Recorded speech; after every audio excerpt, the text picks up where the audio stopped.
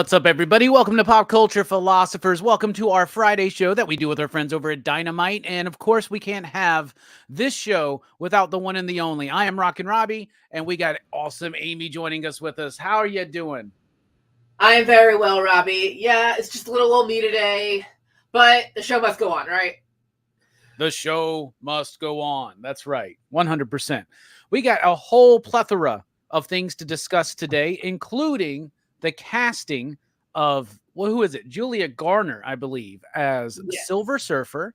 But there's a whole bunch of other news that I want to get into. And the first thing I want to chat about, and you out there in the comments, we want to see your contribution to the conversation as well. But there's a high possibility they're doing another Matrix film. Obviously, The Matrix came out 25 years ago. Amy, the anniversary of the release of the first Matrix on March 31st was 25 years. I watched that movie my senior year of high school. It was a big deal. And wow, that was 25 years ago. Okay. I love Matrix, and I love Matrix Reloaded, and I love Matrix Revolutions. I love all three of those original films. I did not like the Resurrections movie they did a few years ago. This has nothing to do with the Wachowskis. This is Drew Goddard. Drew Goddard, who most people will know as the writer-director of Cabin in the Woods. He was the writer of The Martian. He's a really good writer. He works in genre. I like him. He apparently came up with an idea and pitched it to Warner Brothers for a new Matrix film. They loved it, and there's a strong possibility that they're going forward with it. I am very hesitant about this because sometimes I think just let things be what they are. And it does seem that since the first Matrix film, every other subsequent film has brought more disappointment to fans and to moviegoers. Regardless, like, I love Reloaded and Revolutions. Most people act like those movies stink. I love them. I did not like Resurrections. It's weird when Hollywood has diminishing returns, but they keep trying to do something with it. So I'm kind of nervous, but at the same time, I like Drew Goddard. So I don't know how I necessarily feel about this one. What do you think? The Matrix, I mean, I'm a casual fan of The Matrix. My brother's more. The Matrix said the original is one of his favorites of all time. And he wasn't super disappointed with the fourth one. Like he thought it was okay. So I'll have to see how he feels about this new one coming out. And they haven't really given any details about it, right? It's just... Yeah, no details. We don't know if it's about Neo and Trinity again. We don't know if it's about other characters in the Matrix. We don't know if it's a reboot or an offshoot, or we know nothing about it. Just the fact that there is one, which shows the power of the franchise, that just the mention of it gets this conversation going. But it's so weird because I've often said Matrix is like the Star Wars of my generation, right? Like, people that were my age in 1977 very clearly remember Star Wars coming out, right? So I'm like 17 when The Matrix comes out. So to me, like, that's the movie that I went and saw multiple times in theaters and was like talking about all year long. I became obsessed with it. I remember the wait to Matrix Reloaded, and we all loved Matrix Reloaded. Matrix Revolutions, I remember leaving the theater and being like, I'm confused. But the more I dived into the story, what it could represent philosophically, the more I got into, just kind of the ideas behind the films, the more I just like started loving those. And I honestly think that Matrix Reloaded is probably one of the best out of all of the series, because even though it's not its own clearly distinct movie like the first Matrix, it's got intense, awesome action. It's got great characters. Matrix Revolutions is a little esoteric for some people, but Resurrections was a big letdown to me. I almost felt like, was it Lily, I think, that did Resurrections, because one of the Wachowskis was not involved in it. But I really like their work. And the big thing is, I don't know about a Matrix film without their involvement. But then again, Matrix Revolutions was directed by one of them. So I don't know. Or Matrix Resurrections. So I don't know how I feel about this, Amy. I really don't. But what's odd is that for such a watershed milestone moment in cinema, like what The Matrix is, The Matrix was to the 90s what what Star Wars was to the 70s, but it definitely never was able to, probably because of its R-rated nature, able to really infiltrate the culture and the zeitgeist quite the way that Star Wars did, because Star Wars is more generational. I bet it's the R-rated nature of it. I don't know. What do you think? What do you think about the legacy? Like, do you think that we need more Matrix films? Because do you think that people want this? Again, personally, again, just casual fan. But again, I understand what the Matrix did for really sci-fi and martial arts, because when that movie came out, it's doing all these tricks. People still reference it, like especially in those early, like the first Shrek immediately came out immediately after that movie, and there was already a Matrix reference in that movie. Yeah. Super Mars is in the house and says Wing Wu Ping Yin, I can't pronounce, Wu Ping wasn't the fight choreographer too. That's why it sucked. That's actually probably a big part of it too. The fighting was not nearly as cool in the last one. Yeah. I only watched the last one once. So again, that I watched it twice because I was like, okay, I got to give it a second watch. So I watched it twice within that first week because I couldn't handle the disappointment. I was just like, please let me like this better on the second time. Oh, I did not like that movie at all, Amy. That movie was actually insulting to me. All right. Yeah, so there's a new Matrix. Are you a fan of Drew Goddard? Do you like the work that he's done? Does that give you a level of interest in it? I appreciate someone fresh coming into it. And maybe if it's more kind of like a spin-off movie, it doesn't necessarily work on Neo and Trinity, but it's not, again, you appreciate the movies that expand the lore and the mythos and have it add layers. So maybe if it's more like that kind of film. You know, and there definitely is an audience that wants to see more within the world and history of the Matrix, because the Animatrix did really, really well for what it was. And the Animatrix is awesome. And that's what that is. And then there's the Matrix comics. There's so much more to explore. It's kind of, you can almost frame it like a Star Wars conversation in a way where you're like, it doesn't have to be about the Skywalkers. There's so much there to play with, right? So it's like, there doesn't have to be about Trinity and Neo. There's so much more to play with there, right? And I think that was one of the problems with Matrix Resurrections. Because honestly, I was more interested in, I can't remember her name now, but she played Colleen in Iron Fist and Defenders, but she was in the movie with the blue hair. Like, I was more interested in characters like that than the original Neo and Trinity, for instance. And what they did with Morpheus was just so weird. Like, I don't know. And Mr. I'm a fan of that actor, though. Can I just say? What's that? I'm a fan of that actor, though. Oh, me too. Why can I not remember his name? Yahya Abdul Mateen II. Yeah, that's it. Black Manta, Dr. Manhattan. Spoilers, I guess, on that one, but I really do like his performance. All right, moving on from The Matrix. There's another potential sequel out there. This one is in talks. It's being discussed. Nothing official, but David Bruckner is talking about doing a sequel to his relaunch of Hellraiser, which came out a couple years ago. Did you ever get a chance to watch that Hellraiser Hulu movie, Amy? No. Should I? Yeah, I really liked it. I liked it. I've seen the original Hellraiser. I'm like, okay, I don't know how much of the torture porn's really for me, but it's Hellraiser's the new one was really good. I'll check it out. Hellraiser's a little bit like that, but there's more to it than just quote unquote torture porn, you know. But I really liked that Hellraiser movie. And I want a sequel to it, because what that Hellraiser movie does is it's kind of weird. It's like, it's not really necessarily a reboot, but it could almost, like, in my head canon, it's a continuation of the franchise. And in the original short story, the novella, The Hellbound Heart, Pinhead, who's not even named Pinhead in the book, it's just like, you know, male Cenobite or something like that. But like, or Cenobite, lead Cenobite or something. It's a very androgynous character.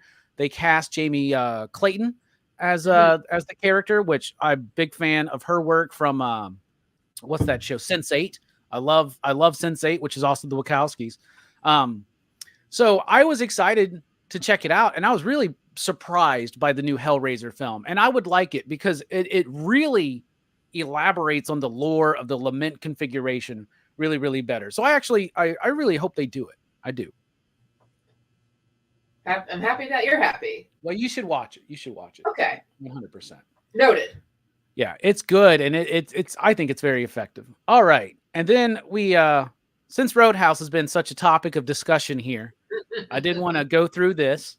We initially covered Roadhouse because Doug Liman came out and said he was upset that it wasn't going to theaters. He thought it was one of the better movies he did. He thought it was really poised to do well in theaters. Amazon decided to put it directly to streaming. He caused this whole thing. It's since come out that he got kind of paid a big bump in pay to have it go to streaming. So I think honestly now, I do think it was what I was saying like a few weeks ago when I was like, this may just be all playing around. This may be like all designed to get people talking about this movie. Then we talked about the trailer. Then we talked about the movie. And now we get to talk about the huge success that it was for Amazon. So much so that they are signing Jake Gyllenhaal to like a 3-year, I think it's a 3-year deal, first look deal, basically. Like anything Jake Gyllenhaal is going to be doing, Amazon wants to get a hold of. So they signed a deal with him based on the success of this. They had 50 million households view the movie over the week. Can you believe that? I guarantee you 50 million people wouldn't have went and saw that in a theater. So I don't know. It was a huge success. Are you surprised? I guess I don't think I shouldn't be, because again, a lot of people, including us, were talking about when the new Roadhouse was going to come out and who's going to see it. So, and now, like, I guess I don't think I'm that surprised, especially if it's getting word of mouth, like from the people who do like it, or maybe if some people who don't really like it but still want to watch it anyway to compare it to the old one. But it's a success is a success, you know. Marcus says his name is Lyman. So, yeah, I do. I didn't feel the earthquake, y'all out there in the chat, because I'm in Alabama, but I think Amy felt it for a little bit. Very briefly. Yeah, and Billy makes actually a really good, thing. Everybody's got Amazon accounts for the most part. Like most people have Amazon Prime without even the consideration that there's movies and content there to watch, right? Most people just have it to get free shipping and stuff like that. I sure do. All right. So are you surprised? I mean, okay. Do you think that it would have done as well in theaters, that it would have had as many eyes on it? It might have been maybe number one the opening weekend, but then I think it would have gone down. You know? Yeah. Like it still would have made money, but I don't think it would have been number one for like 4 weeks in a row. It's just the opening weekend, and then I think it would have. I guess the week it came out would have been the week that Ghostbusters came out. Maybe I don't know if it would have. Yeah, I think it would have either been Ghostbusters or Godzilla. I can't remember 100%. And this says it would have flopped. Oh, who knows? I guess in the end, who knows? Yeah. All right. Let's jump on to this one. The director of the Cruella movie, who is Craig Gillespie, has been attached to direct the Supergirl movie that they're doing over at the DCU. I haven't seen that Cruella movie with what's her name? Emma Stone. Emma Stone. I haven't seen it. Have you seen that movie? I did see Cruella. And as long as you pretend it has nothing to do with the original 101 Dalmatians, it's a fun time. Is it one of those ones where they try to get you sympathetic for the villain? Yeah, but like she's not really a villain in the movie. I mean, you do like her rebellious attitude. I mean, and the costumes are gorgeous. I love all the outfits she wears in the movies. Throughout the movie, I should have said. But like in the end, like if you're trying to connect this with 101 Dalmatians, like there's this thing at the end that they do, but I'm just like, I don't see this as the same woman as Cruella de Vil. You know what I mean? Yeah. Okay. Was there anything about thing? It's a fun movie. Was there anything about the directing of it that makes you think that this dude could do a Supergirl movie? Pardon me, just a second. Just looking at the comments. Anissa, I'm sorry. Is that right? Anissa. Anissa, I'm sorry that I've been mispronouncing it. I think I've been pronouncing it 3 different ways just to cover bases. You never know when you read it. So, do you think that this guy can do a Supergirl movie? I think it's possible. Marcus is pointing out his other past films, like Lars and the Real Girl, more of an indie movie. Fright Night. I really did like that Fright Night. He did the Fright Night remake. Yeah. With Colin Farrell and David Tennant and dude from Star Trek. I liked that movie. I liked that movie a lot. I didn't realize that was the same dude. So I'm like, he could do horror. So seeing that he can do these multiple genres, I say let's give him a shot of what he could do with the superhero movie. I mean, they're doing it. They're going for it. You know, they got what's her name, Millie Alcock, signed as Supergirl, and they got a director attached to it now. James Gunn has got the source material because it's going to be based on the Tom King, Bill Key Evely book, Woman of Tomorrow. So they're doing it. They're going full ahead. You know, I know that like if Rex was here, he'd probably be saying stuff like, "Just make the damn movie." You know, just put the movie out. Who cares? Well, we care. Like people like to piece things together beforehand and all that stuff. But nah, we're about to hit a point where we're going to be getting news left and right about Batman, about Booster Gold, about Green Lantern, about all these different things. We're getting closer and closer to that day. Are you excited for that, Amy? Because it's a fresh start. We're bringing in new voices. Anissa, dude, Supergirl better be good. That's literally my favorite character. I hope they don't do a lame rendition of her. She's way more badass than Superman. Well, the book they're basing it on, you know, Tom King definitely is laying on the differences, you know, and one of the things, and you know, a lot of people read that book and they thought this was an original idea, but this has been established before many times over the decades that there's the biggest difference between Lara and Kal is that Superman didn't know Krypton. He knew Krypton like once he learned about it on Earth, right? Mm-hmm. But like Supergirl knew Krypton. She was like a teenager when that stuff happened. So she actually has more of a tragedy about her and the way that impacts her character and does make her a bit more hardcore. She's more she's lost more, I guess is what I'm trying to say. So, and I did read the series, this Woman of Tomorrow, and I enjoyed it. So they got a rich story that they're basing this movie on. So again, they keep it simple, they keep it straightforward. I think it could be a success. Lara is Superman's mom. I'm talking about what's Supergirl's name? Why can I not remember it now? Kara. Okay. Goodness me. I watched the show. I woke up a little late today, guys. I'm sorry. All right. Did you get a chance to watch the Bambi The Reckoning trailer, Amy? Yes, out of sheer curiosity. I'm like, okay. And it's really just a clip of someone getting ready to shoot something and then a zombie deer at the end. that throws over an entire car. I'm not interested in this weird little universe that they're making because I'm just like, I just have no interest. I just have no interest. And do you have to do it? You tell me you didn't watch the Winnie the Pooh movie?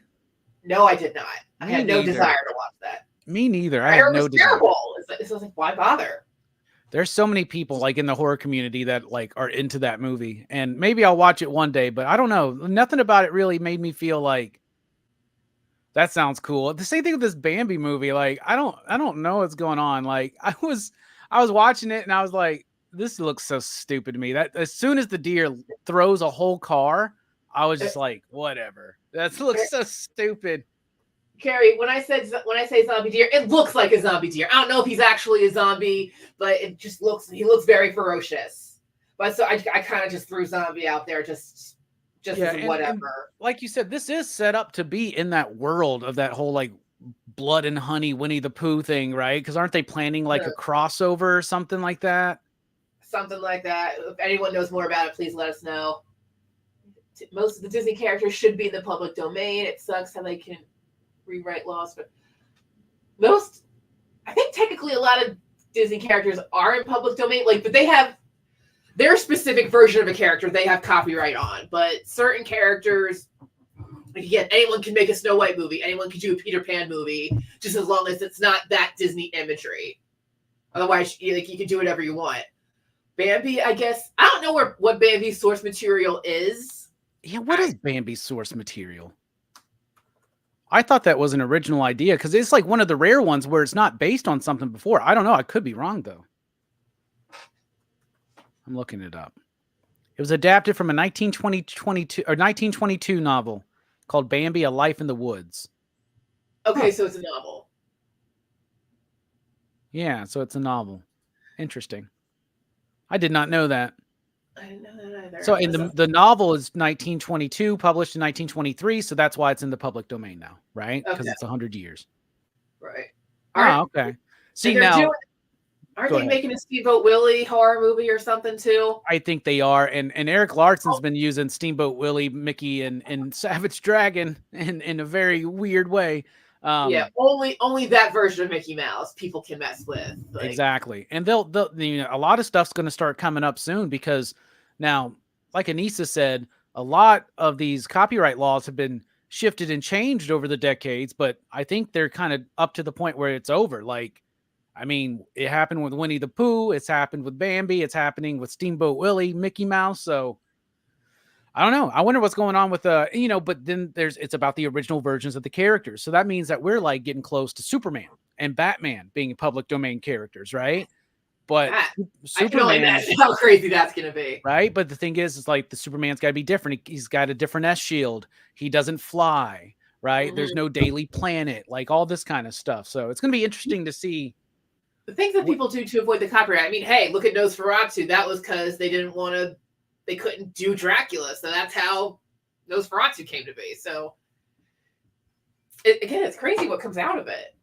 Yeah, it is. It's going to be neat too, because a lot of the stuff that's been in the public domain throughout most of our lives, we just have always known it to be kind of like that, right? Yeah. Like these books are older. And so like to us, they're from another era, a time lost and forgotten almost, right?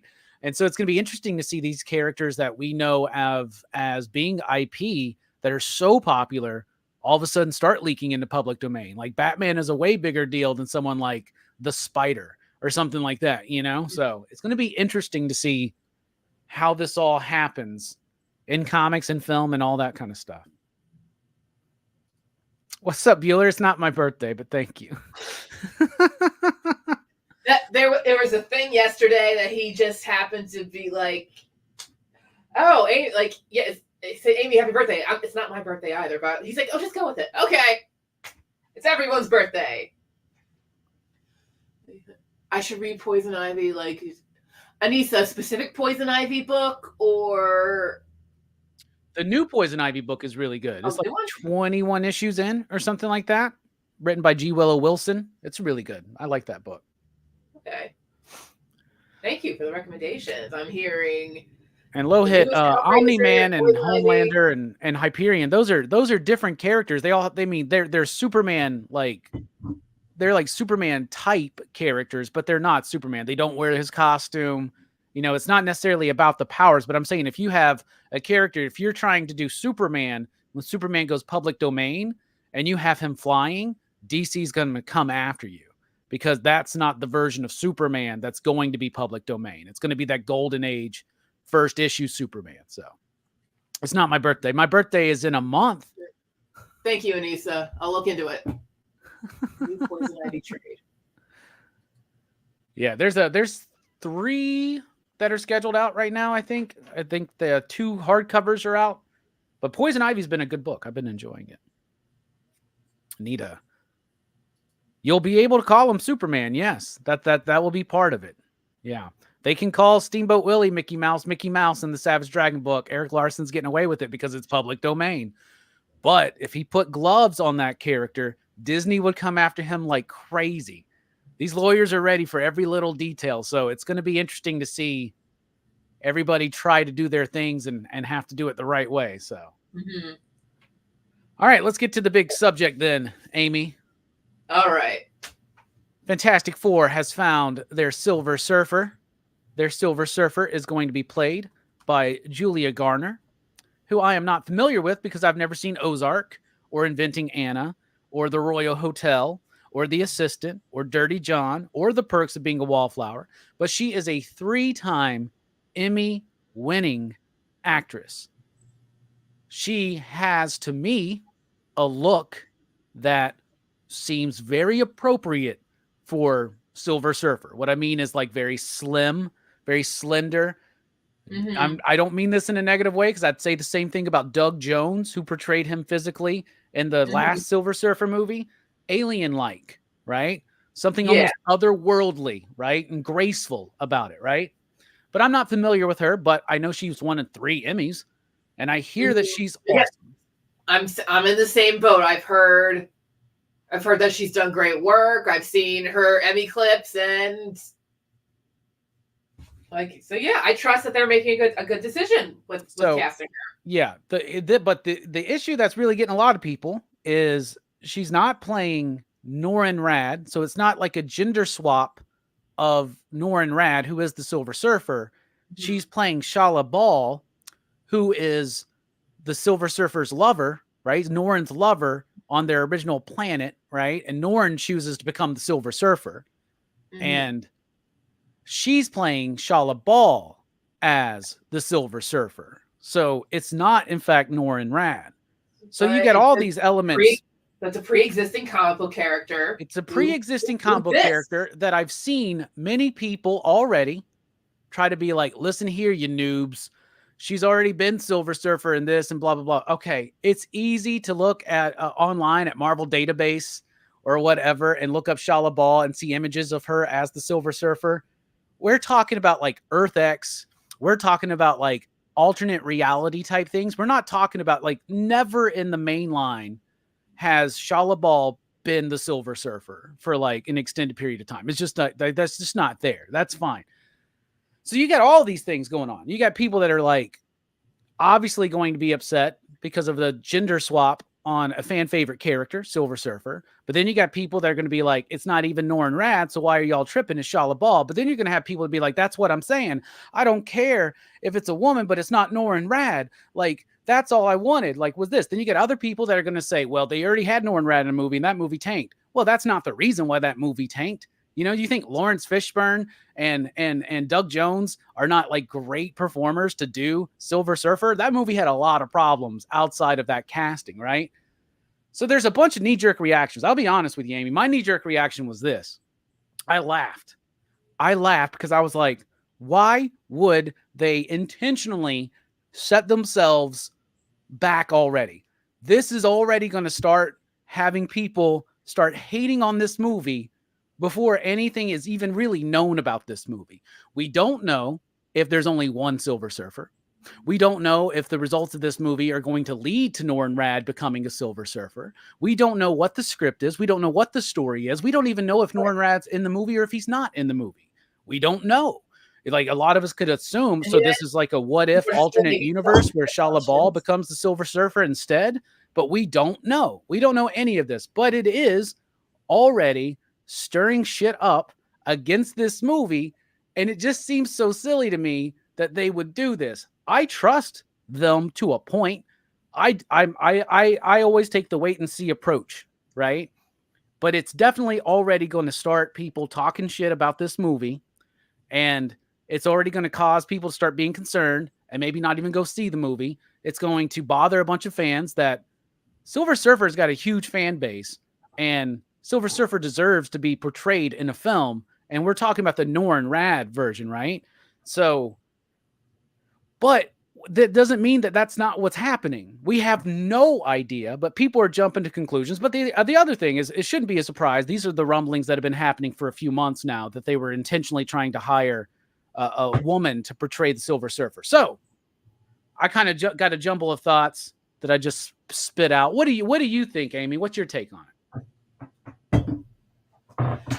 It's like you said, unless we know more about the story of what they're telling, like what's there to judge on? We know who's going to be in the movie, and we can't judge this movie until it's out. And too many people are prejudging it right now. I know Marvel's been hit and miss lately, but we still gotta give them the chance to try to redirect themselves. I hate it. it's too annoying how seeing people like they're ignoring like all the good stuff that still came out over the past phase and a half. Like, and it bothers me to no end. So, Yeah. and I know, but people have been asking for Fantastic. Like, people were asking that they finally take on Fantastic Four. Now they're so against it because of what they've been doing lately. So it's just, what do you want, guys? I think some people would tell you what they want is a direct adaptation of the source material. And I don't think that's what people necessarily want. It's near impossible to do, really. There's no such thing as a perfect adaptation. Believe it or not. Like, I don't know who needs to hear that, but there's no such thing as a perfect adaptation. There you go. You can get close. You can get close. That's inspired. Sin City's pretty close. Inspired by great material. You can get great material that's inspired by okay source material. Yeah, nothing's ever going to be exactly the way you want it to be. You got to compromise. My only issue is, well, the first thought is like, this is going to cause all this. And Marvel's, I mean, they got to know this. They got to know. But it's also, just like with all the Roadhouse stuff, it's stirring up stuff. People are talking about this movie now more than they were, right? So there's that. There's all that kind of stuff going on. And like I said, we don't even know. It doesn't mean that Norrin Radd's not Silver Surfer. Doesn't mean that, like, it's not set up for something. And as Missing Link said in the chat, they've already revealed that Fantastic Four takes place in an alternate dimension to the main Marvel Cinematic Universe. Okay. We don't know what's going to happen to, like, blend or this or that, but so I don't know. It's going to be interesting, but I don't know why they would. I don't know. It's almost like you're handicapping yourself by doing something like this, because you got to know the response. It's going to start a divisive audience before the film even comes out, right? And like I said, I'm gonna wait and see. I want to see. She's apparently a really good performer. I think that she's got a look. I'm happy for it. A movie we were talking about earlier was Hellraiser. That movie was getting a lot of flack because they cast a woman as Pinhead, when Pinhead originally in the films was portrayed by a man, right? That didn't have anything to do with my enjoyment of that movie. She was awesome as Pinhead. And also in the source material, Pinhead is mentioned as having the parts of both women and men, as being androgynous, right? So it works for me. Silver Surfer is an alien, So, like, you could easily just even be like, there's no gender on this planet where Norrin Radd's from, so we can cast whoever we want as Norrin Radd. You could have done that. I think the biggest problem that's bothering a lot of people is not the fact that it's Shala Ball, or not the fact that it's a woman, or maybe it is those, but the thing is that it's not Norrin Radd. But if it was Norrin Radd and they swap the gender, then people would be really upset and pissed about it. So I think people I don't know. It's going to be interesting. I mean, I'm still excited to see the movie, and I'm excited to, it doesn't turn me off of the movie. Like I said, we don't know anything about the script. We don't know anything about their plans. This is set in an alternate universe, so there could be a Norrin Radd Silver Surfer in the main. Saying, like, Shala Ball's probably the Silver Surfer of this universe, and the main MCU is Norrin Radd. Hey, maybe they're trying to, if there is multiverse hopping, maybe Norrin Radd and Shala Ball are trying to find each other. Who knows? Yeah. I think Link is kind of on the right on it too. They're doing it to get people talking, which is exactly what is working. Mark my words, Shala Bala will be the Silver Surfer for that specific universe, and Norrin will be the Silver Surfer for the main universe. I can totally see that. Totally, absolutely. Yeah, once we see, I can't. You know what? I'm sure we'll talk about when the trailer comes out. How's it look, guys? What do we think? And blah blah blah blah. And so, yeah, we don't know until we see it. Yeah, and it makes me. We cannot be excited. It makes me interested to think, like, but we can't judge anything until, like, with them specifically saying this Fantastic Four is in an alternate reality. Like, what are their plans coming up then for Secret Wars and stuff? Because this movie's going to release before Secret Wars, right? So yeah, I think that I think we're going to get Norrin Radd, like, 100%. We're just not going to maybe get him in that first Fantastic Four movie, or maybe we will. We don't even know. We don't know at all. So we literally know nothing about it. So it seems, we can piece things together and be like, well, in these books, Shalabal was a version of the Silver Surfer, or we could put our own expectations on it and be like, well, I think that that's what they're going to do with this story then, is have her make the choice and the sacrifice to become the Herald of Galactus to save their planet instead of Norrin, right? And maybe it is. And like this is just another reality. This is another take on the stuff. But if all you hear is this person's playing Silver Surfer, and your number one thing is, I don't like it because it's a woman, I'm not cool with that. I think that's a little silly, personally. But if your problem is that, oh man, it's not Norrin Rad, I kind of get behind that and understand that 100%. Like, because Silver Surfer is, he's not the biggest Marvel character, but a very, like, out of all the not main characters, probably the most popular B-list. And I'm not trying to talk smack about Silver Surfer. I think he's an A-list character. But it's going to be interesting. I think the more important thing is that Galactus is not just a cloud. I think that's the more important part of it, Amy. I don't know. What do you think? I do. I get right.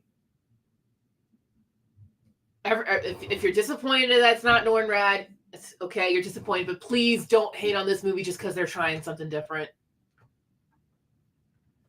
Unless Galactus is a cloud, then we can all just start like laying. Aren't they trying to cast Galactus? Aren't they still trying to figure it out? Yeah, I don't know. I think Galactus can work just, as a big, like, and the explanation of Galactus is something so unknown to people that most humans are perceiving him the only way their brain can kind of understand it, right? And so I don't think that a big dude in a purple suit's too far from for a moviegoers to believe right now, to be honest, right? Like, at all. What Marvel has been doing with the cosmic stuff recently has been interesting. The Eternals, they were able to make this giant celestial being, like, oh, cool, that's new. And Thor: Love and Thunder, we see eternity. We see the being of eternity. It's this person shape, but it looks like space. I'm like, okay. They're trying more interesting cosmic stuff, so they can probably make a more comic accurate Galactus. Yeah. It's going to be interesting to see 100%. It's going to be annoying, the discussion probably up to it, but I'm excited still because I'm a huge Fantastic Four fan. And I want them to finally make a good Fantastic Four movie. And if the cost of that is having Shia LaBeouf as the Silver Surfer instead of Norrin Rad, I will take it. I will take it. Whatever it takes to make a good Fantastic Four movie, please. I've been waiting my whole life for this, and I've never gotten one, y'all. So when everybody likes to whine and complain about superhero movie properties and this and that, I'm like, y'all, I ain't never got a good Fantastic Four movie. So I've already brought up there's technically is a good Fantastic Four movie. The Incredibles. Yeah, that's it. Live action. Let's just say that then. I'm just saying it's right there. Yeah, it is right there, but it's not quite the same, because we don't I can't remember the name of the villain that Jason Lee voiced in The Incredibles, but Dr. Doom, he ain't. You know what I'm saying? But like, I get it. Like, and that's one of my favorite things too. I used to do this thing all the time. Like, here are my top 5 favorite Fantastic Four movies. And it would be like, I would list all the Fantastic Four movies and number 1 would be Incredibles. Yeah. So Robbie, yeah, we'll see what happens, right? You're the Fantastic, you know what more about them than I do. Who's a good first villain for the Fantastic Four? It seems like Galactus is mostly like, if Galactus is a planet eater, wouldn't you want like multiple teams trying to fight a planet eater? Yeah, Galactus needs to be built up too. I don't want Galactus all done in one movie. I don't think that would work. I think Galactus is a bigger threat than Thanos. So Galactus is something that you could build up. And the beauty of it is Galactus has heralds with an S. There's more than just Silver Surfer. There's Fire Lord, there's Terrax, there's Airwalker, there's Plasma. If we want to get into other realities, there's Frankie Ray's Nova. There's a whole bunch of different. So you could actually string along. You know how the way they used the Infinity Gems in the Marvel movies leading up to the Thanos stuff, so that certain movies would deal with certain gems. You could do that with his heralds. Like, you could have a Thor movie where he's in space and he fights Terrax. You could have Fire Lord show up in a Spider-Man movie. You could have Silver Surfer or a version of Silver Surfer show up in a Fantastic Four movie, and you can build up to the threat of Galactus. And then you have this overwhelming sense of dread that Galactus is coming, right? Like, so I think it would work better if it's just Silver Surfer.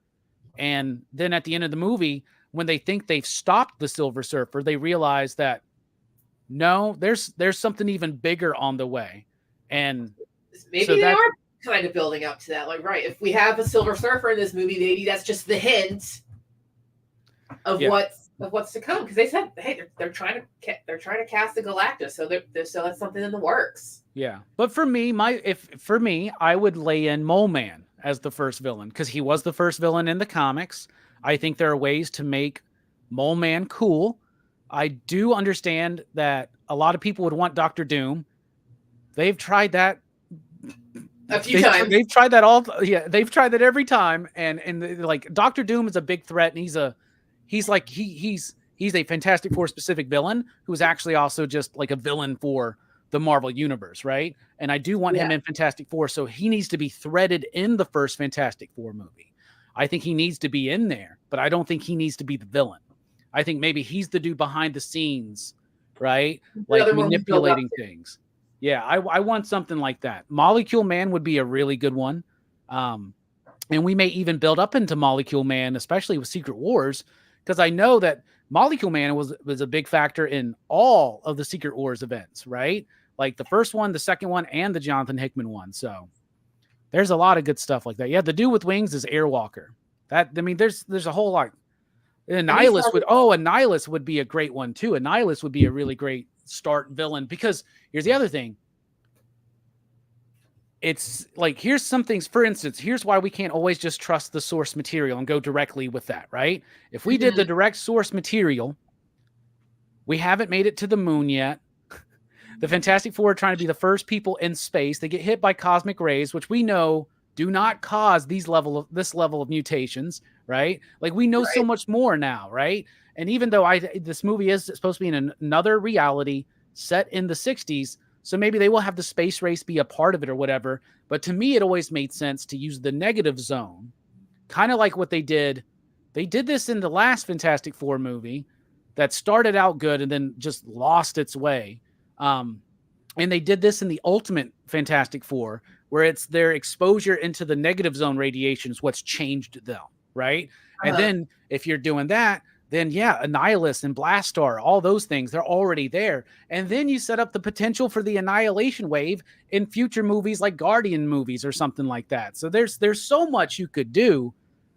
So we'll see what happens, right? So but I definitely don't want, if they just do the Galactus story in one movie, I don't think you're going to do it justice, and I think you waste a big threat. Why are you trying to build up Kang when it seems obvious that Galactus should be the looming threat? I don't know. That's what I think.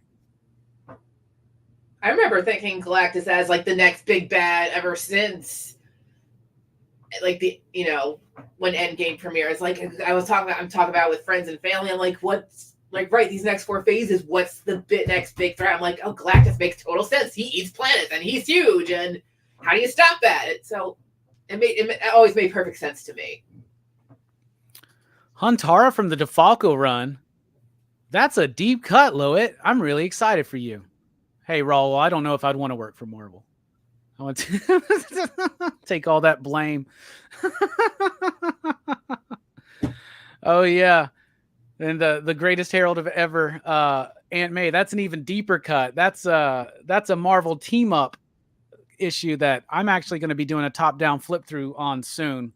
But it's I think it's team up, right? And it's like Aunt May teaming up with Franklin Richards, and she's like the new Herald of Galactus. It's a real comic, Amy. It's out there. So let's do that. How about Marissa Tomei? Let's bring her in. Any of those Fantastic Four movies, what do you like, any of them or aspects of any of them? The previous ones, Amy? The ones that stick out to me are the ones with Chris Evans and Jessica Alba. Those early ones, because I remember the previews for them, and I remember we read to them to see them. And I remember, for the most part, I did like the first one, because I think what they nailed was the family aspect, and that's really the key to the Fantastic Four is the family, like, because they all love each other and they want, like, they protect, and that chemistry was really what worked for the movie for me. The second one, not so much, because there was so many dumb plot things. But the first one, like, even though it's not a great movie, I thought there's things to enjoy about it. There's things about it to enjoy. I agree. I think they got Thing and Human Torch and their dynamic right in that first one. I think in the second one, they did Doom a little bit better. I did not like Doom in the first one. Doom's not a corporate guy who's like motivated by jealousy over Reed and Sue. That's not who Dr. Doom is. He was a little bit more like Dr. Doom in the second one, where he's just trying to steal Silver Surfer's powers. And I think they got the Reed and Sue stuff a little bit better in that one, but neither of them, nor the Roger Corman one, nor the Josh Trank one, to me, are actually good movies. But you know what? I own them all because I'm a big Fantastic Four fan. And yeah, and that is still a pretty dope scene. There are things about Rise of the Silver Surfer that work, but there's a lot of it that doesn't work. So it's just kind of what it is, man. And Jessica Alba was okay. I think she was miscast as Sue. I'm more excited about this casting for sure. This cast gets me more excited than any of the previous casts. Anissa wants to know if any of us are getting the Marvel versus DC omnibus. Amy, are you? I don't know.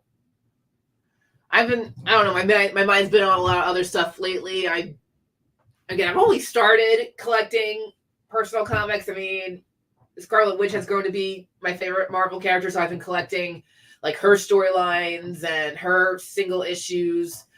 I thought about Marvel, like actually reading the Marvel versus DC, because I know Nick has a bunch of copies stored away. Heck yeah. Yeah, Anissa, I am not going to get the omnibus because omnibuses are just a little, I don't know, I find them cumbersome to try to read. Plus, I already have all that material, so I don't need it. So I have them all already. All right, I guess we could call it the conversation there. We're basically we're both waiting and seeing to see what happens here. There's a lot of potential for this Fantastic Four movie, and I don't think this is going to be the make or break part of it. But I do understand that it's going to get a lot of people riled up, but we're talking about it.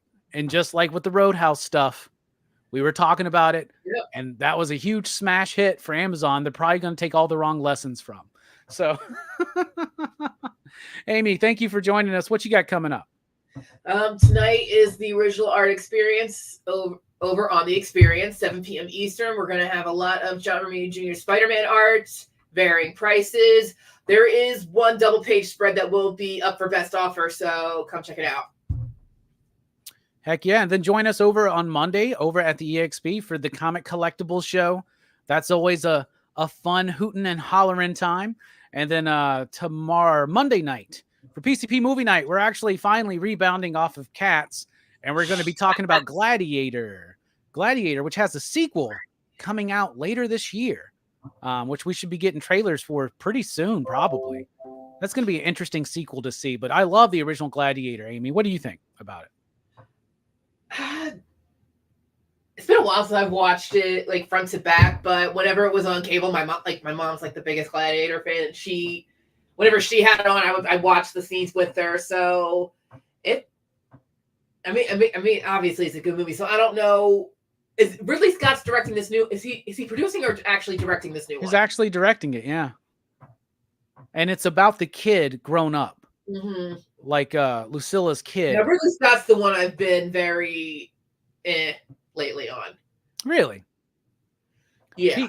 I love Ridley Scott, but he for every great movie he does have a couple of duds. He does. Yeah, Denzel Washington's in it. Really cool. So, all right. So you should maybe rewatch Gladiator this weekend so you can check out the movie review that we do, because I'm sure it will be a great conversation, Amy. So I'm sure it will. Everybody join us there. We're dipping out. Thank you all so much. Let us know in the comments what you think.